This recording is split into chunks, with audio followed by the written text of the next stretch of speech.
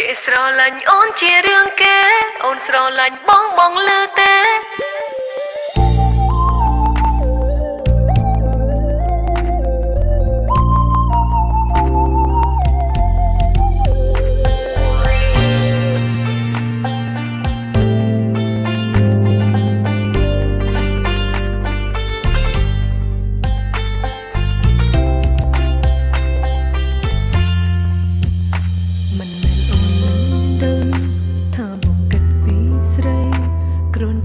សុំឲ្យចិត្តថ្លៃយល់ដល់ស្រីខ្លាំងផងបងក៏ដឹងពីចិត្តអូនថាស្រលាញ់តែរូបបងក្នុងបេះដូងមិនបានគិតពីអ្នកផ្សេងប្រាអារម្មណ៍ដល់ចាញ់បងប្រកាន់នឹងគេទាំងដឹងថាគេនោះគ្រាន់តែគឺជាមិត្តធម្មតាលើកហេតុផលខ្លាចអូនប្រើស្មួនតែប្រើពីងបាយគ្នាអូនប្រកាស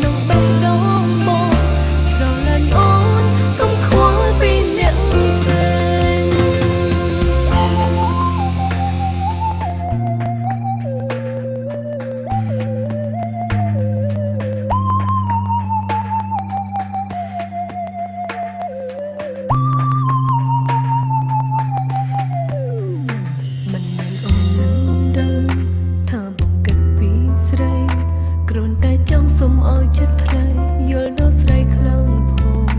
បងក៏ដឹងពីចិត្តអូនថាស្រលាញ់តែរូបបងក្នុងបេះដូងមិនបានគិតពីអ្នកផ្សេងប្រាអារម្មណ៍ដល់ចាញ់បងប្រកាន់នឹងគេទាំងដឹងថាគេនោះគ្រាន់តែគឺជាមិត្តធម្មតាលើកហេតុផលខ្លាចអូនប្រើស្មួនតែប្រើពីងបាយគ្នាអូនប្រកាស